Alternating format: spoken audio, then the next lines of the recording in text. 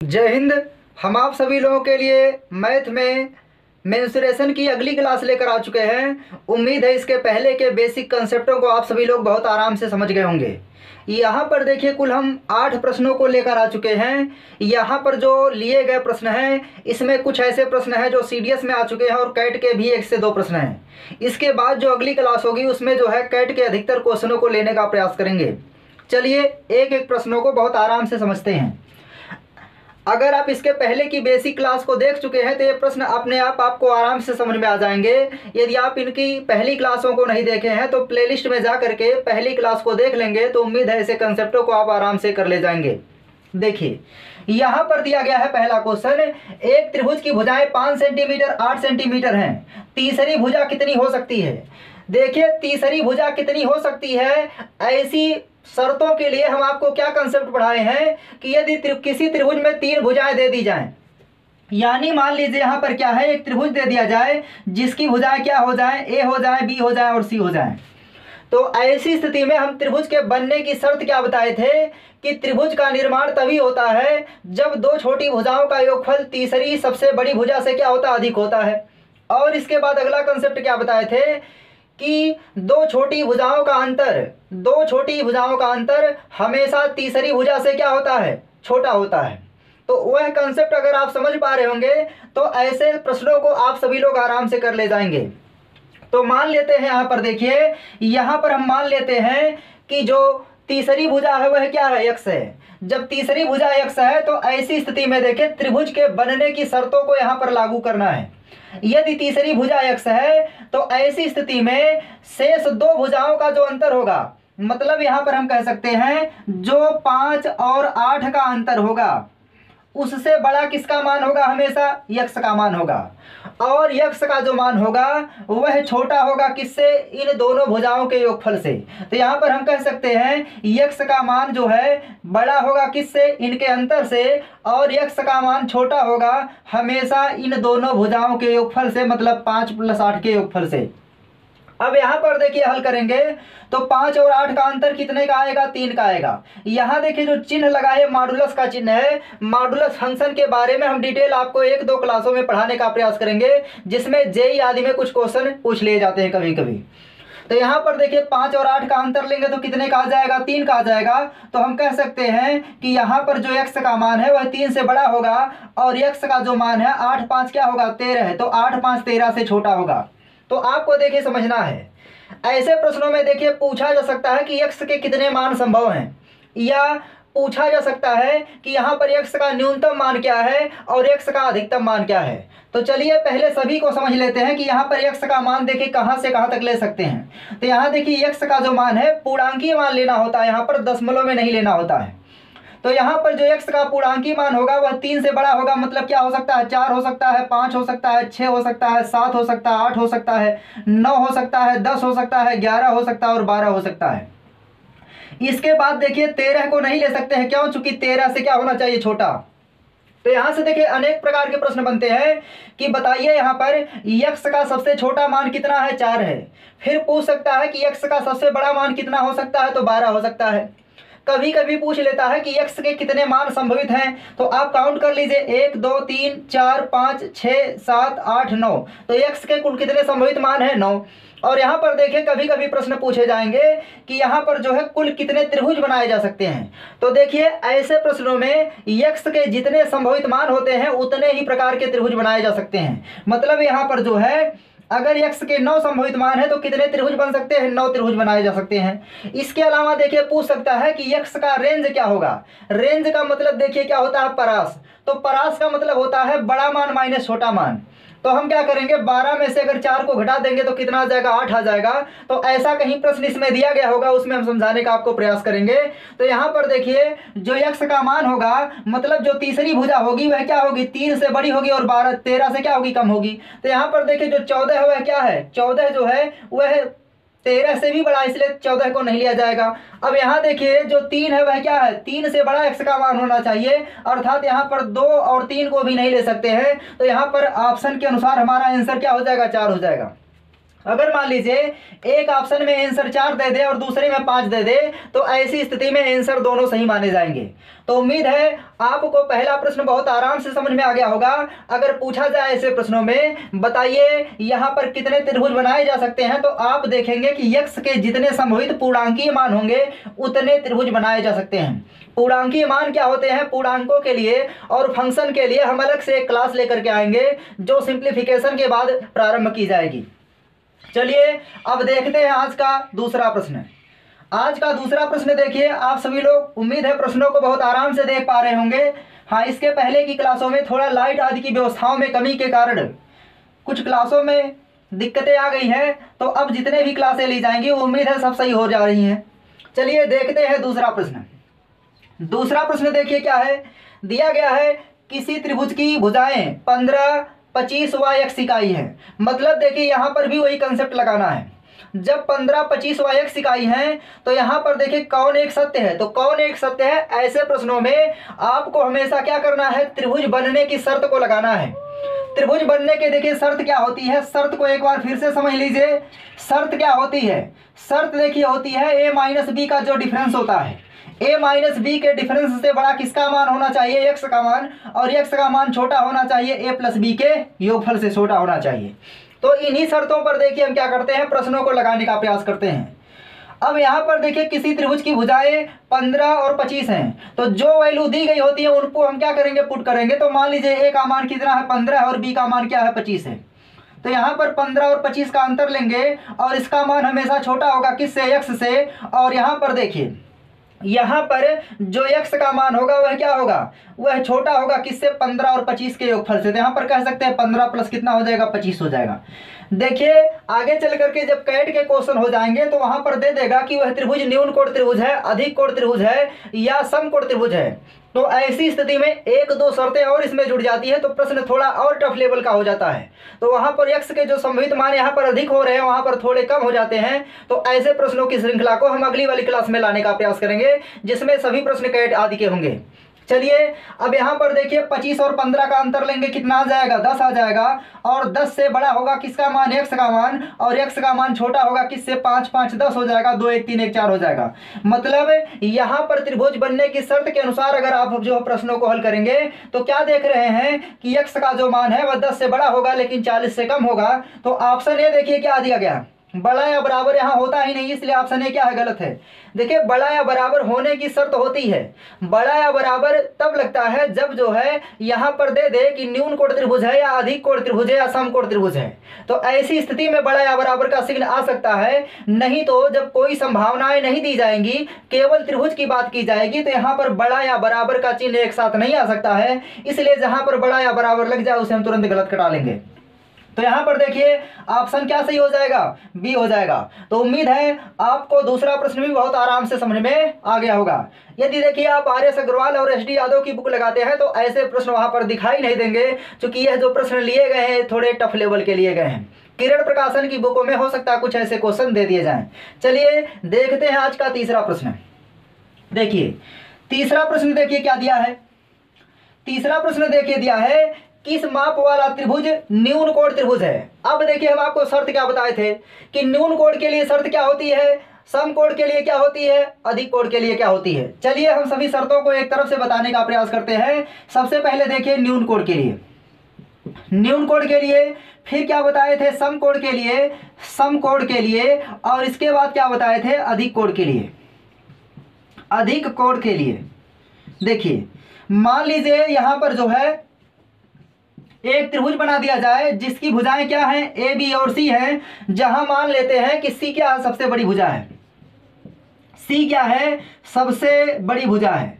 यदि देखिए सी सबसे बड़ी भुजा है तो ऐसी स्थिति में न्यून कोण त्रिभुज की शर्त क्या होती है, दो छोटी भुजाओं का योगफल, मतलब ए और बी के वर्गों का योगफल, योगफल नहीं के वर्गों का योगफल जो होता है वह सबसे बड़ी भुजा के वर्ग से क्या होता है, बड़ा होता है। मतलब न्यून कोण त्रिभुज की शर्त क्या होती है, यहां पर जो है ए स्क्वायर प्लस बी स्क्वायर हमेशा बड़ा होना चाहिए किससे, सी स्क्वायर से। अब देखिए दूसरा जो समकोण त्रिभुज की शर्त है वह क्या होती है, यहाँ पर देखिए दो छोटी भुजाओं के वर्गों का योगफल, दो छोटी भुजाओं के वर्गों का योगफल मतलब ए स्क्वायर प्लस बी स्क्वायर का मान जो है वह तीसरी सबसे बड़ी भुजा के वर्ग के बराबर होता है। यानी यहाँ पर ए स्क्वायर प्लस बी स्क्वायर बराबर क्या होता है, सी स्क्वायर होता है। इसी तरह से देखिए अधिक कोण त्रिभुज के लिए क्या होता है, यहाँ पर जो है दो छोटी भुजाओं के वर्गों का योगफल मतलब ए स्क्वायर प्लस बी स्क्वायर का मान क्या होता है, छोटा होता है किससे, सबसे बड़ी भुजा के वर्ग से, मतलब यहाँ सी स्क्वायर से छोटा होता है। तो यदि आप इसके पहले की क्लासों को देखे हैं तो ऐसे कंसेप्टों को इसके पहले वाली क्लास में पढ़ा दिया गया है। अब चलिए देखते हैं आज का तीसरा प्रश्न। तीसरा प्रश्न देखिए, अब तीसरे प्रश्न में क्या करेंगे, हम जो है इन कंसेप्टों को लागू करेंगे। जब लागू करेंगे तो चलिए देखते हैं क्या परिणाम मिलता है। दिया गया है किस माप वाला त्रिभुज न्यून कोण त्रिभुज है, तो हम क्या करेंगे ऑप्शन ए के अनुसार चलेंगे। देखिए ऑप्शन ए के अनुसार अगर चलेंगे तो हम क्या करेंगे, दो छोटी भुजाओं के वर्गों का योगफल लेंगे। तो यहाँ पर हम कहेंगे कि 3 का वर्ग धन 4 का वर्ग, और अलग से करेंगे किसका वर्ग, 5 का वर्ग। अब देखिए 3 त्रिका 9, 4 चौक 16 और यहाँ पर 5 बचे कितना 25। और यहाँ पर न्यून कोण के लिए देखिए, न्यून कोण के लिए शर्त क्या है, दो छोटी भुजाओं का मान इससे बड़ा होना चाहिए। क्या होना चाहिए, बड़ा। तो यहाँ पर हम देखेंगे 16 9 कितना हो जाएगा 25, और 25 यहाँ पर देखिए बड़ा। तो क्या ऐसा पॉसिबल है, नहीं, ये दोनों क्या हो गए, बराबर हो गए। इसका मतलब है क्या हो गया, गलत हो गया। गलत हो गया क्यों, क्योंकि यहाँ पर ये दोनों मान बराबर है, और बराबर है तो ऐसी स्थिति में त्रिभुज कैसा होगा, समकोण होगा, ना कि न्यून कोण होगा। तो यहाँ पर ऑप्शन ए क्या हो जाएगा, गलत हो जाएगा।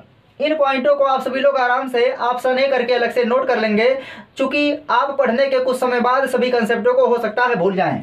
चलिए अब ऑप्शन बी को चेक करते हैं। अब देखिए ऑप्शन बी को लेंगे और चेक करेंगे। जब ऑप्शन बी को लेंगे और चेक करेंगे तो यहाँ पर देखिए 6 का वर्ग प्लस 8 का वर्ग, ये बड़ा होना चाहिए किसके वर्ग से, 10 के वर्ग से। अब 6 कितना होता है 36 होता है, और 8 कितना होता है 64 होता है, और यहाँ पर 10 10 में कितना 100। अब यहाँ पर जोड़ेंगे तो 6 4 10 के शून्य होगा, 6 3 9 1 10 हो जाएगा। तो यहाँ पर देखिए 100 बराबर 100 हो गया, लेकिन यहाँ पर इसका मान इससे बड़ा होना चाहिए था। इसका मतलब यह भी जो है न्यून कोण त्रिभुज नहीं, यह भी कैसा त्रिभुज है, समकोण त्रिभुज है। वैसे आप लोग जानते हैं कि 3 का वर्ग 3 त्रिका 9, देखिए ट्रिपलेट आपको पढ़ाया गया है। अगर आप ट्रिपलेट की क्लास को इसके पहले नहीं देखे हैं तो जा करके उन क्लासों को देख लेंगे। यदि देखिए संख्याएं विषम होती हैं तो ट्रिपलेट कैसे ज्ञात करते हैं, यहाँ पर अगर संख्या विषम है तो इसका वर्ग करते हैं। अब 3 का वर्ग करेंगे कितना आएगा, 9 आएगा। इस 9 को दो ऐसे भागों में तोड़िए जिनमें हमेशा 1 का अंतर हो, तो आप कह सकते हैं 4 और 5 हो जाएगा। इसलिए यहाँ पर 3 के ट्रिपलेट हो जाएंगे 3 4 और 5। इसकी पूर्ण क्लास को देखने के लिए आप जो है सर्च कर लीजिए यूट्यूब पर ट्रिपलेट बाई प्रदीप कुशवाहा, सभी टॉपिक एक तरफ से आपको आराम से मिल जाएंगे। तो उम्मीद है यहाँ पर ऑप्शन बी भी समझ में आ गया होगा कि यह न्यून कोण त्रिभुज नहीं है। चलिए अब अगला ऑप्शन चेक करते हैं, इसको आप सभी लोग नोट कर लेंगे।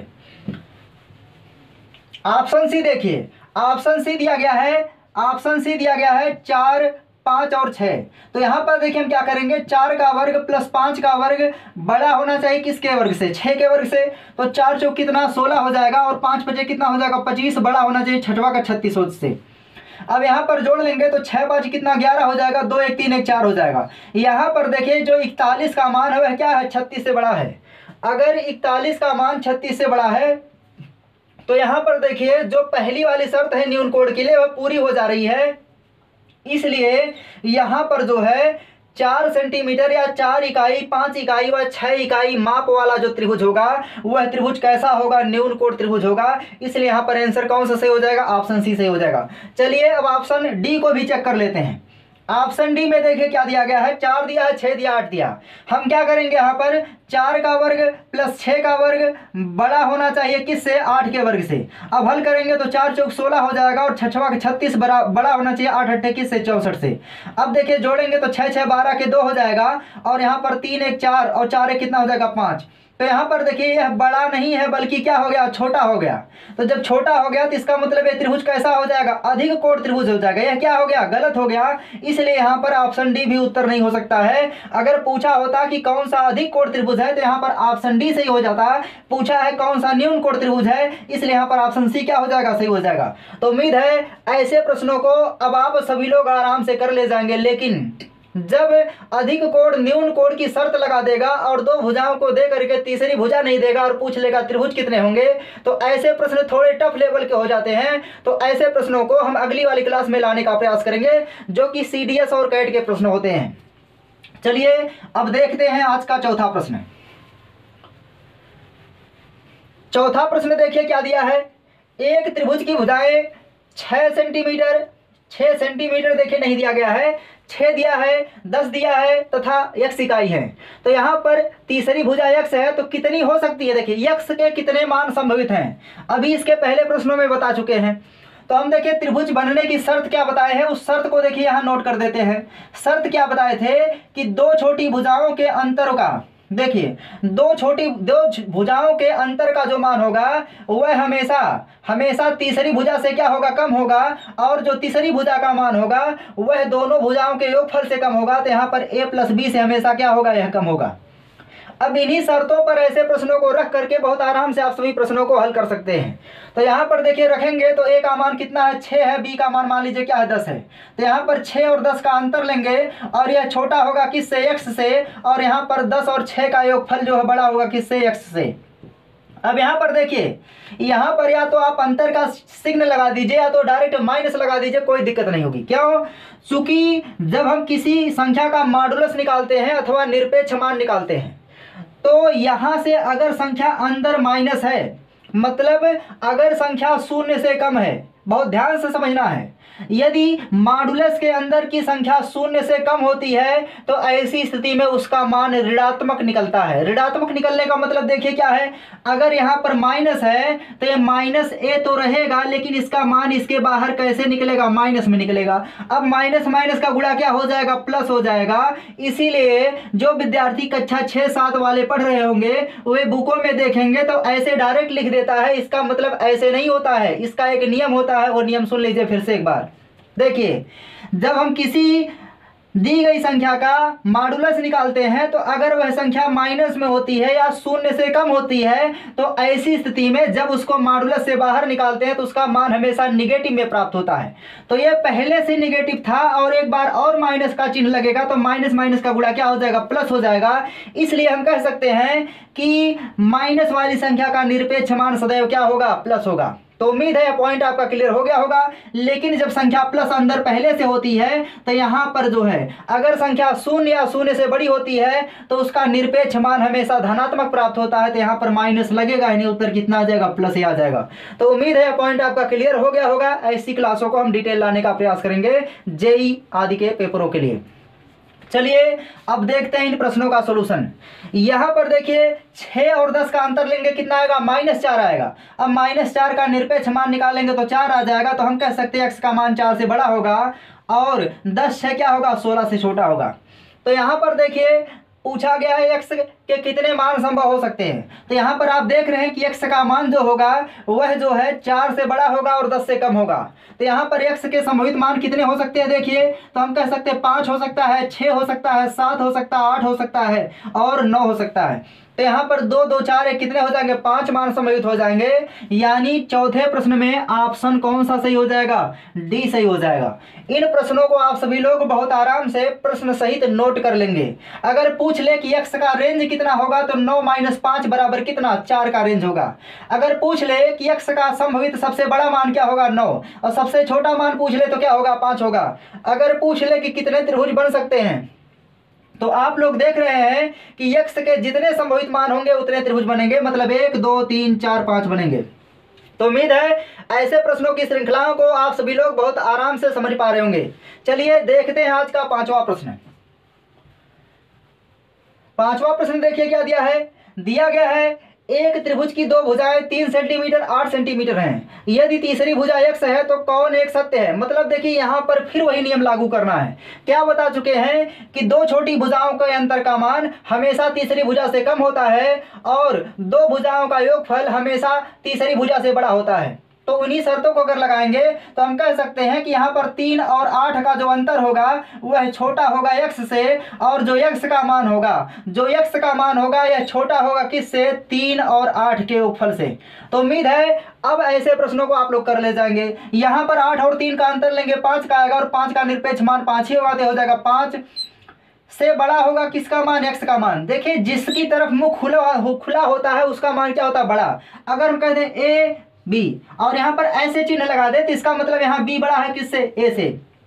अब देखिए अगर जो है हम इसी चिन्ह को पलट दें, यानी हम कर दें ए बड़ा है बी से, तो इसका मतलब क्या हो जाएगा कि ए बड़ा माना जाएगा और बी क्या हो जाएगा, छोटा हो जाएगा। यानी जिसकी तरफ मुख खुला होता है बड़ा होता है, जिसकी तरफ बंद होता है छोटा होता है। इसका देखिए यूज आगे चल करके इनइक्वलिटी नामक चैप्टर में भी आपको पढ़ाया जाएगा। जब हम आपको रीजनिंग पढ़ाएंगे और रीजनिंग में इनइक्वलिटी के डिटेल टॉपिक को पढ़ाने का प्रयास करेंगे तो वहाँ पर ऐसे टॉपिक भी आपके क्लियर हो जाएंगे। और जब अलजेब्रा पढ़ाई जाएगी तो वहां पर भी विविक्तकर वाले मान में, मतलब d बराबर बी स्क्वायर माइनस 4ac वाले मान में कि मान धनात्मक कब होगा, ऋणात्मक कब होगा, कितने मूल होंगे, काल्पनिक कब होंगे, तो ऐसे वाले प्रश्नों में भी वहां कवर करने का प्रयास करेंगे। तो यहाँ देखते हैं, देखिए 8 3 कितना हो जाएगा, 11 हो जाएगा। 8 3 कितना हो जाएगा, 11 है। तो यहाँ पर देखिए दिया गया है x का मान 0 से बड़ा होगा 11 से। देखिए 0 x का मान जो होगा 0 से बड़ा होगा और 11 से छोटा होगा। ऑप्शन क्या है, गलत है। यहाँ पर देखिए यह भी गलत हो जाएगा। यहाँ पर सही कौन सा हो जाएगा, 5 से बड़ा होगा, x का मान 5 से बड़ा होगा और 11 से छोटा होगा, यानी ऑप्शन सी सही हो जाएगा। ऑप्शन डी देखिए दोनों तरफ बंद किया गया, मतलब x 5 से भी बड़ा है, 11 से भी बड़ा है, तो ऐसा कोई मान यहाँ पर नहीं निकल रहा है। चलिए देखते हैं आज का छठा प्रश्न। छठा प्रश्न देखिए क्या दिया है।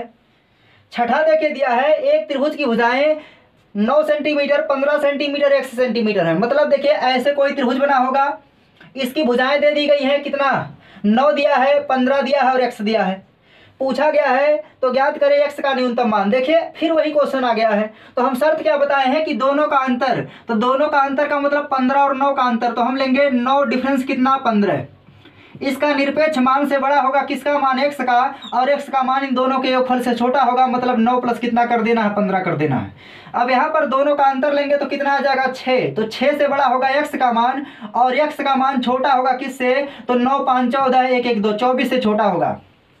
अब यहाँ पर देखिए आपको क्या करना है, पूछा है x का न्यूनतम मान क्या होगा, तो आप जो है x का कितना मान रख सकते हैं। तो देखिए x के संभावित मान क्या क्या हो सकते हैं, 6 से बड़ा, 6 नहीं लेना है, 6 से बड़ा तो क्या लेंगे, 7 लेंगे, 8 लेंगे, 9 लेंगे, 10 लेंगे, 11 लेंगे, 12 13 14 फिर 15 हो जाएगा, फिर 16 हो जाएगा, फिर 17 हो जाएगा, इसके बाद 18 होगा, 18 के बाद क्या होगा, 19 होगा, 20 होगा, 21 होगा, 22 होगा और क्या हो जाएगा, 23 हो जाएगा।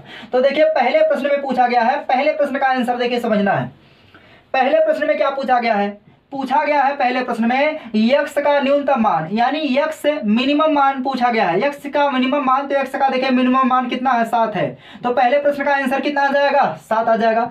अगला देखिए दूसरा पूछा है x का अधिकतम मान, दूसरा पूछा है x का मैक्सिमम मान। तो मैक्सिमम मान देखिए यहाँ पर सबसे बड़ा मान कितना हो सकता है, 23 हो सकता है, तो यहाँ पर आंसर क्या आ जाएगा, 23 आ जाएगा। फिर देखिए अगला पूछा है x का रेंज। देखिए तीसरे प्रश्न में रेंज पूछा है किसका, x का रेंज पूछा है। तो रेंज देखिए बराबर क्या होता है, बड़ा मान माइनस छोटा मान। तो हम कह सकते हैं x का सबसे बड़ा मान क्या है, 23 है, और सबसे छोटा मान कितना है, 7 है। तो 23 में से 7 घटा लेंगे तो यहाँ पर 13 में से 7 घटेगा कितना आ जाएगा, 6 आ जाएगा, और यहाँ पर कितना आ जाएगा, 1 आ जाएगा। तो उम्मीद है आपको तीसरा प्रश्न भी बहुत आराम से समझ में आ गया होगा। इसको एक बार आप सभी लोग नोट कर लेंगे। आगे देखिए पूछा गया है चौथा प्रश्न में कुल कितने त्रिभुज बन सकते हैं। तो यहाँ पर x के जितने संभावित मान हैं उतने त्रिभुज बनेंगे। तो काउंट कर लेंगे, 1 2 3 4 5 6 7 8 9 10 11 12 13 14 15 16 17। तो यहाँ पर देखिए कुल कितने त्रिभुज बनेंगे। तो यहाँ पर जो है चौथे प्रश्न का आंसर, मतलब टोटल त्रिभुजों की संख्या कितनी हो जाएगी, टोटल ट्रायंगल कितने हो जाएंगे, टोटल त्रिभुज कितने हो जाएंगे, तो 17 हो जाएंगे। आगे देखिए पूछा है x के कुल संभावित मान कितने हो जाएंगे। तो 5वें प्रश्न में आंसर x के जितने त्रिभुज बने उतने संभावित मान होंगे। तो यहाँ पर x के संभावित मानों की संख्या कितनी हो जाएगी, 17 हो जाएगी। तो उम्मीद है ऐसे प्रश्नों को आप सभी लोग बहुत आराम से कर ले जाएंगे, लेकिन थोड़ा सा और पॉइंटों को समझना है। इसको आप सभी लोग एक बार नोट कर लीजिए, फिर बताते हैं कि अगर जो है ये संभावित मान बहुत अधिक मान में यानी बड़े बड़े हो जाएंगे तब इसको कैसे निकालेंगे आप सभी लोग। चलिए अब देखिए, अगर मान लीजिए x का मान बहुत बड़ा हो जाए तब आप कैसे निकालेंगे कि यहाँ पर संभावित मान 17 ही होंगे। तो उसके लिए देखिए आप लोग पढ़े हैं समांतर श्रेणी में t nवां पद या अंतिम पद बराबर क्या होता है, a plus n minus 1 into D. अब यहाँ पर देखिए जो श्रेणी है कैसी है, समांतर श्रेणी है। क्यों? क्योंकि यहाँ पर दूसरे और पहले का जो अंतर है वही तीसरे और दूसरे का अंतर है। तो ऐसे प्रश्नों में देखिए आप क्या कर सकते हैं, समांतर श्रेणी से पदों की संख्या आराम से निकाल सकते हैं। tnवा पद देखिए कितना है, 23 है। तो यहाँ पर 23 बराबर पहला पद कितना है, 7 है, प्लस n-1 इंटू कितना डी मतलब अंतर। अंतर कितने का है देखिए, इसी को सर्वांतर कहते हैं। डी क्या है, सर्वांतर है। अगर यह श्रेणी गुणोत्तर श्रेणी होती तो वहां पर सर्वांतर नहीं होता है, सर्वानुपात होता है। और सर्वानुपात बराबर होता है दूसरा पद बटा पहला पद बराबर तीसरा पद बटा दूसरा पद होता है। तो यहाँ पर देखिए सर्वांतर कितने का है, सब में अंतर कितने का, 1 का है। अब यहाँ पर 7 इधर जुड़ रहा है तो इधर जाके घट जाएगा। तो घटाएंगे 13 में से 7 घटेगा कितना आएगा, 6, और यहाँ 1 बचेगा तो 16 हो जाएगा। यानी n-1 बराबर 16, तो n बराबर कितना आ जाएगा, 1 जाके जुड़ जाएगा तो कितना आ जाएगा, 17 आ जाएगा।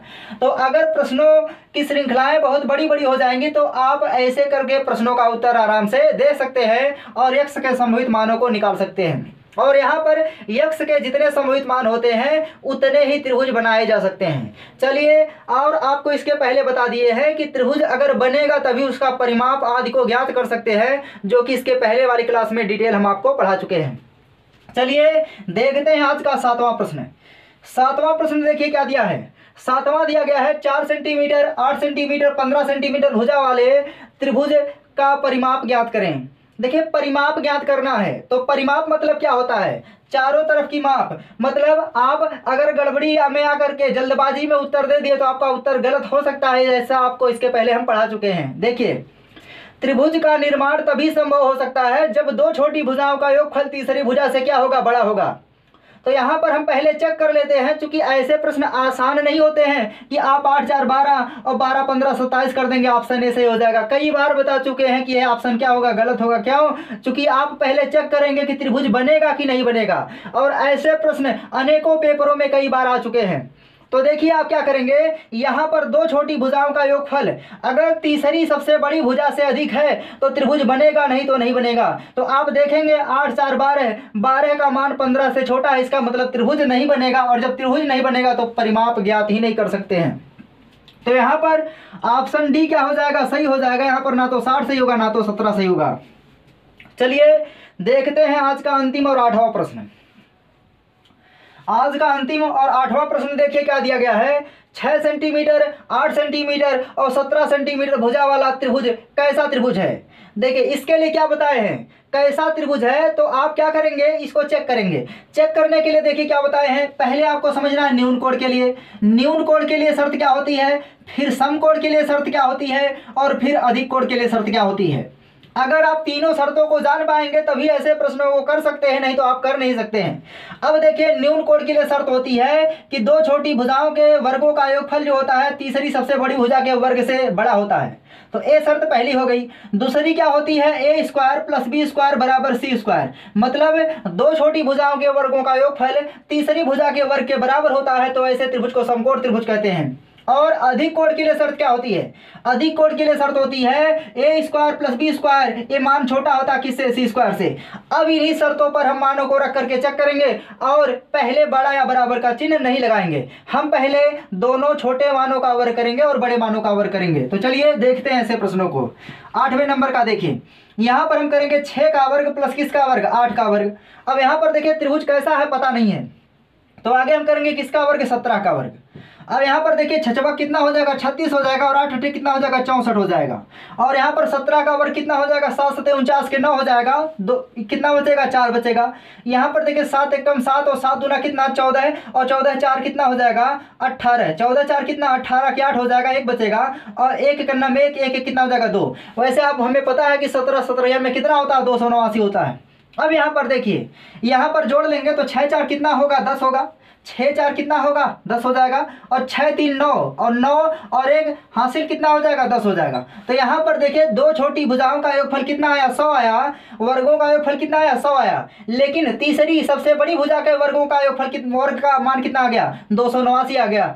अब आप देख क्या रहे हैं कि जो 289 है बड़ा है किससे, दो छोटी भुजाओं के वर्गों के योगफल से। मतलब एक कंडीशन कुछ ऐसे बन गई। अगर ऐसे बन गई तो बताइए ऐसा किसमें होता है, क्या न्यून कोण में होता है, क्या नहीं, क्या समकोण में होता है, नहीं, होता किसमें है, अधिक कोण में होता है। इसलिए यहाँ पर आंसर कौन सा हो जाएगा, ऑप्शन सी से हो जाएगा। तो उम्मीद है ऐसे दमदार प्रश्नों की क्लास आप सभी लोगों को बहुत आराम से समझ में आ गई होगी। यदि हमारी क्लास आप सभी लोगों को समझ में आ गई है तो हमारे वीडियो को लाइक करके एक बार हमारे चैनल को सब्सक्राइब कर दीजिए और वीडियो को शेयर कर दीजिए। इसी तरह से पूरा मेंसुरेशन आपको सीडीएस और कैट लेवल तक के प्रश्नों को तोड़ तोड़ करके समझाने का प्रयास करेंगे और आप सभी लोगों को बहुत आराम से समझ में आ जाएगा। और ये क्लासें बिल्कुल निःशुल्क ली जाएंगी, चाहे वो विज्ञान की हो जाए, चाहे रीजनिंग की हो जाए और चाहे मैथ की हो जाए। किसी भी टॉपिक में कोई भी कमी नहीं की जाएगी। जय हिंद।